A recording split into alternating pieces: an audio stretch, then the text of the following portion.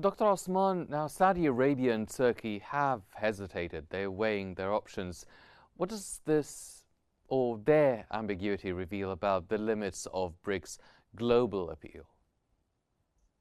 Well, it does not really reflect the limit of global appeal on part of BRICS because many countries are clamoring for applying for membership at BRICS, actually. And I think that the cases of Saudi Arabia and Turkey are rather unique. Both are regional powers in the Middle East, and both have their own vested interests and very complicated relationships with many countries, whether in the global south and the east, and with the West in general.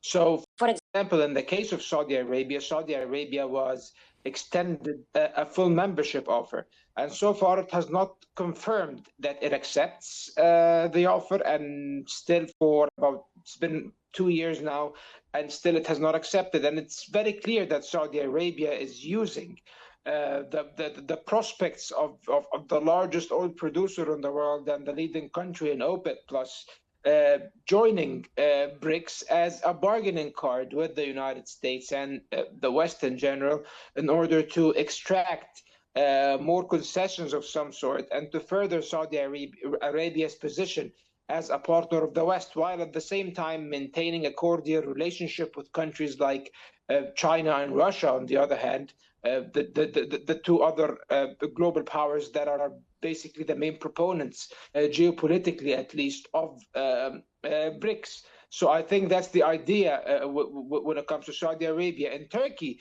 it's a bit different because Turkey was never extended a full membership. Turkey applied for a full membership. However, it was only extended a partnership status, which was frustrating Turks, and that's why they have been reluctant to accept it so far. And I think one of the reasons that they have not been admitted yet as a full member is that they are a NATO member. Turkey has applied to become a member of the European Union and has been an applicant for EU membership for about 20 years. And this has been a source of tension between Turkey and the EU. The idea of its very late or the EU's reluctance to admit it into the European Union, even though it is one of the largest economies in the world. So Turkey pivoted towards BRICS in this regards, in a way that it was sending certain signals to the world that we have to the West, that we have other, and primarily the Europeans, that we have other options and that we can explore other venues of economic integration and cooperation. However, when they were not offered a full membership, they have been reluctant to take this partnership status that has been extended to them a few months ago. So I think this is how some countries are using BRICS in order to leverage their own foreign policy agendas with Western countries and primarily the United States. And what Dr. Tanjan has said in terms of the United States, yes, Trump does exercise absolute unilateralism, and he does try to leverage U.S. interests above all else. And this is true. And he's acting like a 19th century imperial power, basically, the U.S. under Trump.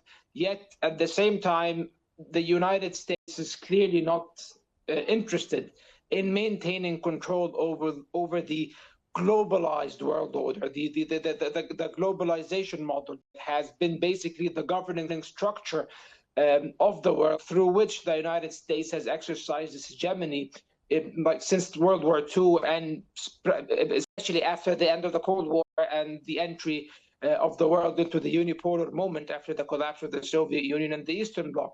Trump is not interested in that anymore, and if anything, he is trying to dismantle this governing structure. And the idea of dismantling it basically translates into the United States losing a substantial amount of influence.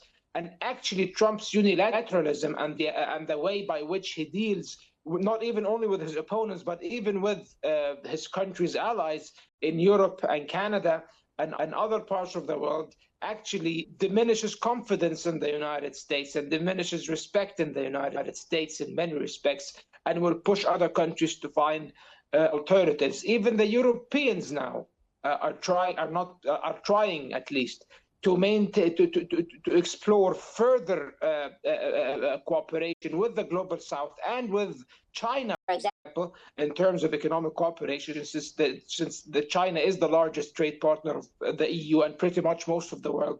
They are trying to separate their foreign policy towards China from that of the United States. I don't think they will be successful in this regard because the US has way too much influence over the European Union, but it does tell of how little confidence the US enjoys among its allies right now.